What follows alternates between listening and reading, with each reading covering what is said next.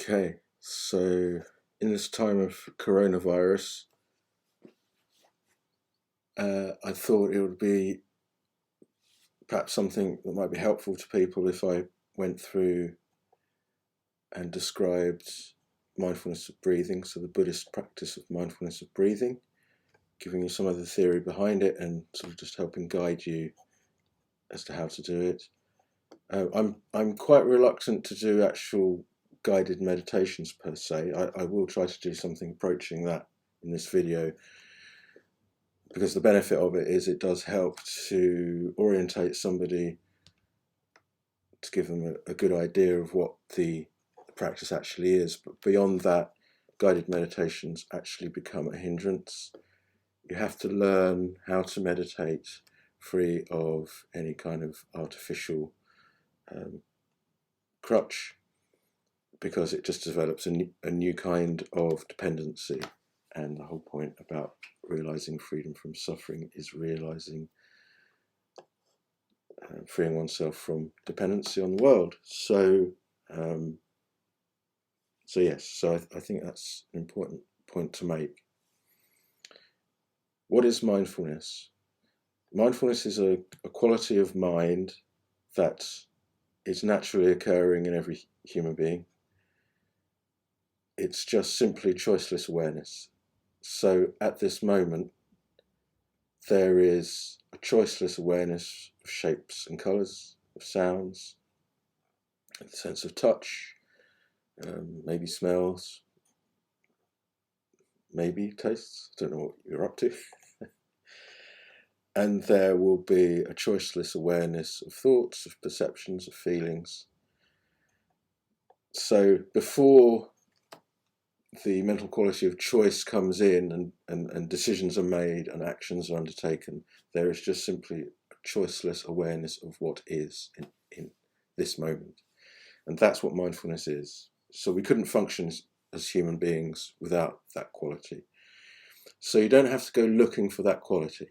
That quality is self-generated. It's just occurring naturally.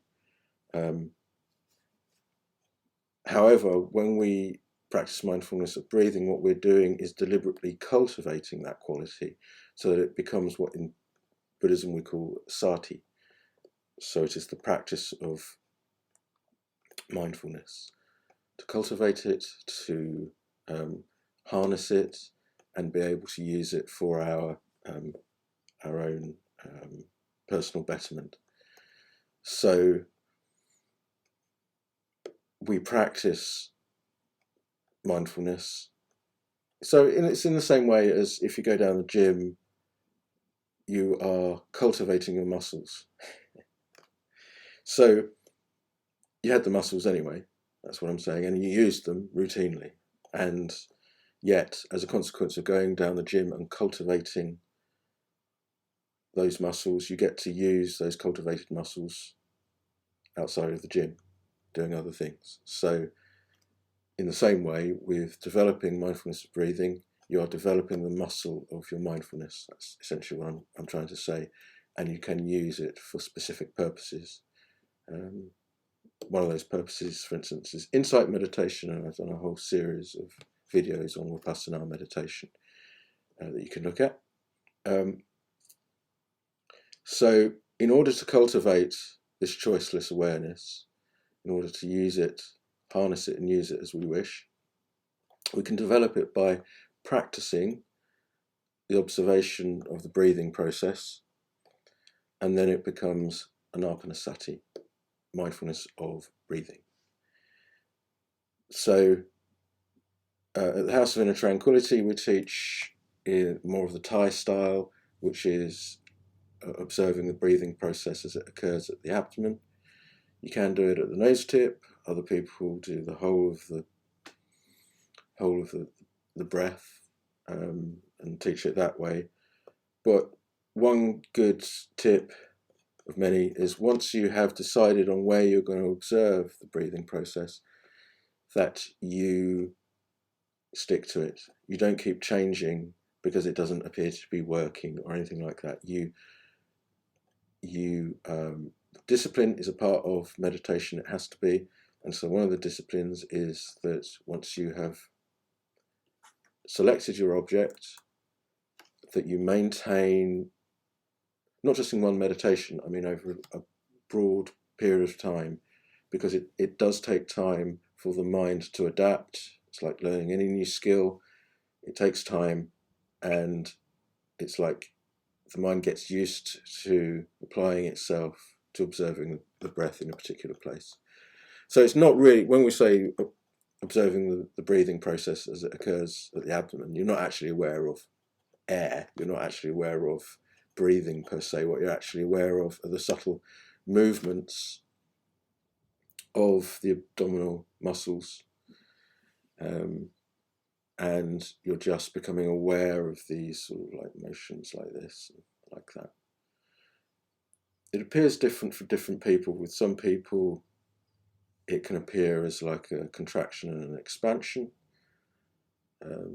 It's a perceptual thing. It's just the way that somebody perceives it, as a sort of string motion going in and out, or a soaring motion.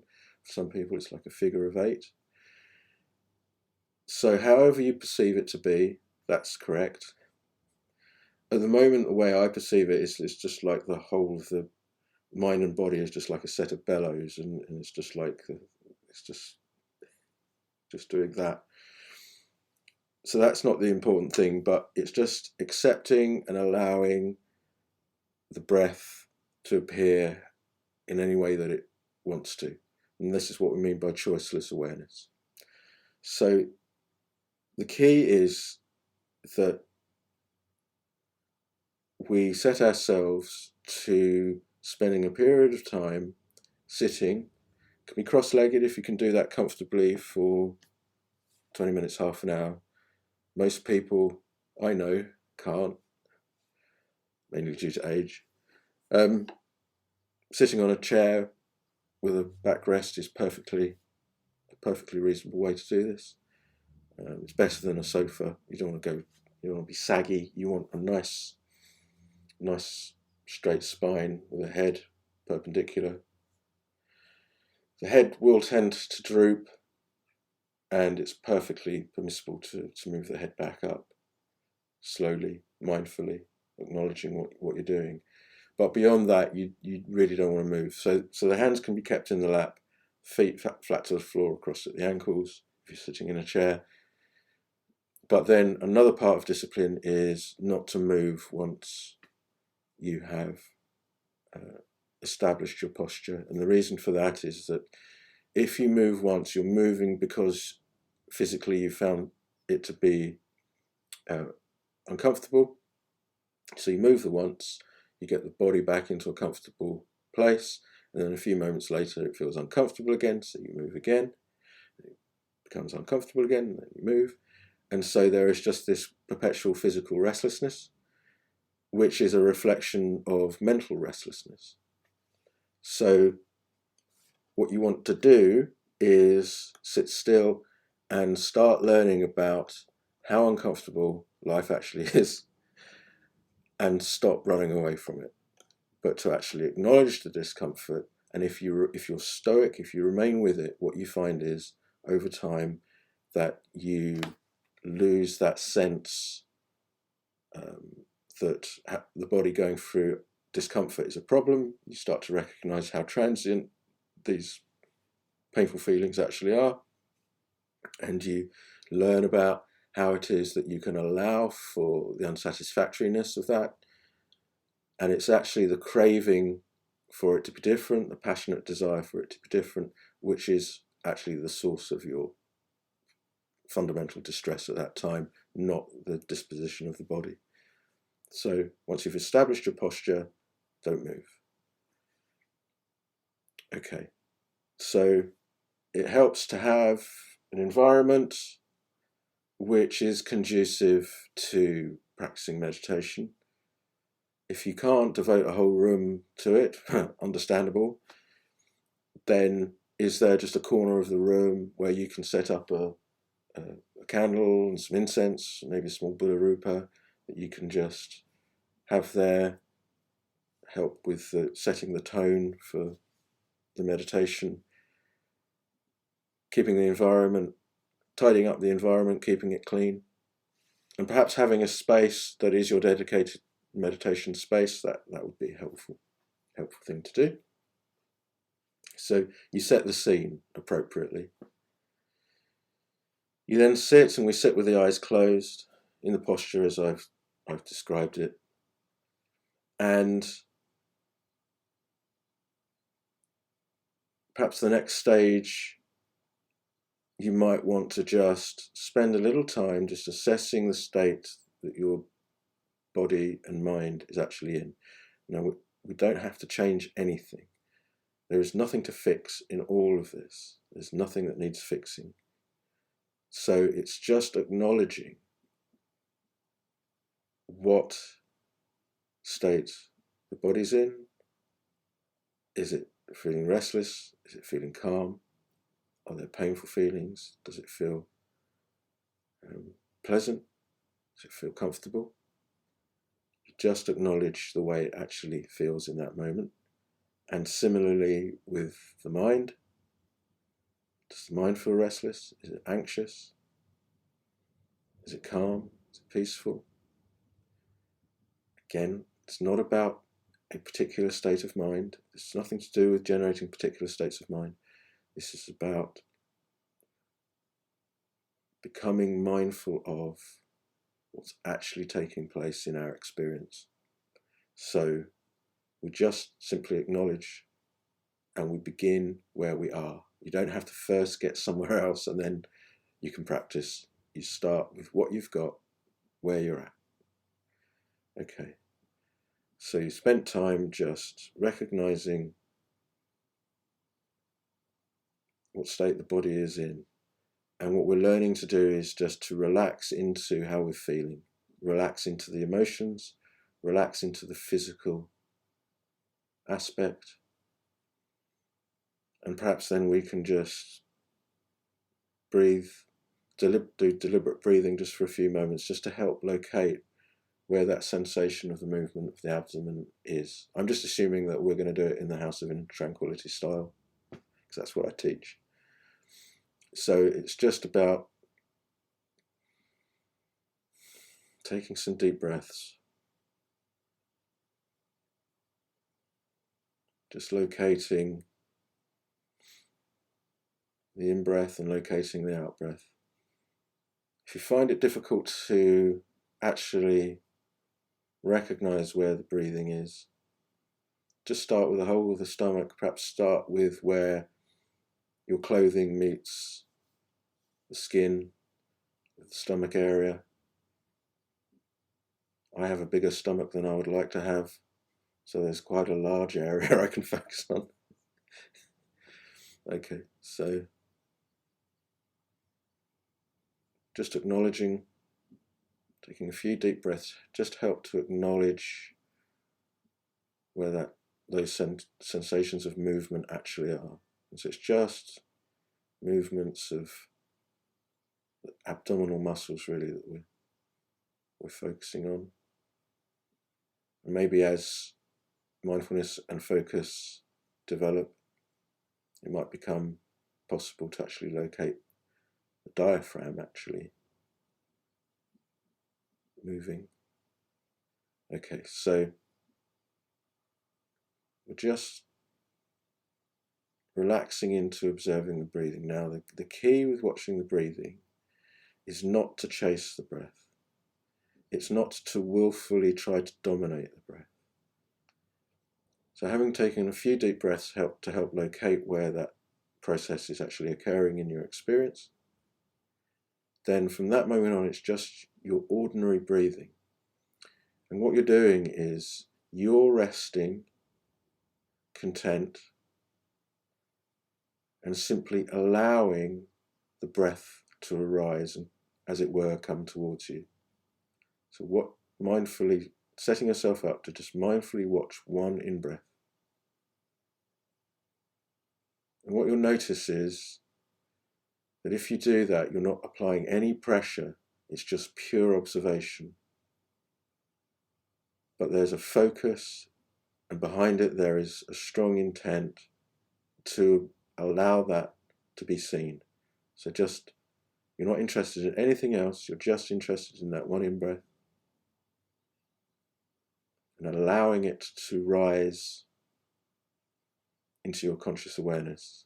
So rather than your conscious awareness going to try to dominate the breath, what you're doing is you're relaxing and you're allowing the breath to come into conscious awareness. And you'll notice that there is sufficient mindfulness, there is sufficient choiceless awareness and focus that you can be naturally just be aware of the out-breath as well. So you place the intent on just being open to that in-breath coming up, and there's enough residue of mindfulness to observe the breath as it passes away, as it falls. So there's the arising of the breath, and there's the fall of the breath. So place the emphasis on the arising, and the exhalation takes care of itself. Okay, and that is mindfulness of breathing. Becoming aware of the in-breath, and it being mindfulness of the out-breath. You haven't gone anywhere. All you've done is just reduce the area of your focus to just that area of the abdomen. And you feel a pull, and you feel a push. You just wait and allow that in-breath to come in, and observe how that out-breath passes away. So it's placing the emphasis on the in-breath, and there's enough mindfulness to observe the out-breath. And then you set up a new in-breath, and there's enough awareness to deal with the out-breath. Because you're not going anywhere. I know this is very repetitive. If you're able to do that without any kind of interruption through other kinds of thinking, you will get very calm very quickly. But here's the thing. Unless you're an experienced meditator, you haven't trained the mind. The thinking mind is like a little puppy you just brought home, and it's just peeing all over your carpet, I'm afraid. It's just going to go off, and it doesn't understand the house rules. It's just going to go off and just play and pee. I'm talking about your mind. So we all know that the mind wanders like crazy, and that is perfectly normal, and it's just a display of the untrained mind. We have decided to start training it. We cannot expect it. We cannot expect to suddenly become Buddha and just have this utterly trained mind that can just rest in the moment for as long as it wants. The mind's going to go all over the place. It's going to go here, it's going to go there. And mindfulness of breathing is not just about mindfulness of the breath. It's using the breath as an anchor. It's a place to always come back to once we've noticed that the mind has wandered off. So we have to lose the sense that something has gone wrong. Nothing has gone wrong if you find that your mindfulness lapses, which it does naturally because it's a transient phenomenon. It arises and passes away, and as the intent with which you set up the mindfulness lapses, so the mindfulness lapses, and that gives the opportunity for the mind to start thinking about other things. So something will come up in the mind, and the mind will latch onto it. It will be enticed. It will want to go off, and it will want to start thinking about that. And that's fine. That's part of the meditation. And this is really important to understand, is that we include everything. And that goes against our instinct, because we say, well, it's supposed to be mindfulness of breathing, therefore that's what I'm supposed to be doing all the time. It doesn't work like that. What you have to do is you have to allow for, the technique includes dealing with what we call hindrances, mental processes that take us away from that main object of contemplation And we need to include those and accept that those are going to happen. And what we do is, once we become aware that the mind had, I'm not going to use the word become distracted. It's not distraction. It's just that the mind has become interested in something else. So let's take the sting of judgment out of this. The mind has simply become interested in something else. What was it? Do we know? Was it thoughts about the past? Thoughts about the present? Thoughts about the future? Was the mind escaping into a daydream or into some sensual planning? Was it worrying about something? Was it irritated? Was there frustration? Was there boredom? Was there doubt about the practice? Were they actually thoughts about the meditation themselves? All of this going on is all part of the meditation. And what we do is, when we become aware, firstly, when we become aware that we have become distracted, I said it, broke my own rule. When we become aware that the mind has become interested in something else, we fully acknowledge what that is. And we bring it within the context of the meditation. Once you have recognized that the mind had become interested in something else, your mindfulness has actually re-established itself. So you're no longer caught in the content of that thinking. And you can further ease yourself out of the narrative and the content of the thinking by labeling what kind of thinking it actually is. It's only a moment, and it only has to be, the label might just be thinking at first. But then as time goes on, you might be able to distinguish it as a thought about the past, or a thought about the future, or a thought about the present.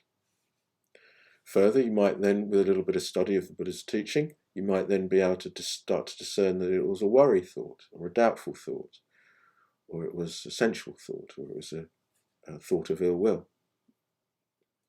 So all these things that potentially take us away are part of the meditation too, because we do not want to make an enemy of our own mind. What would be the point of that? The whole objective of the exercise is to become calm.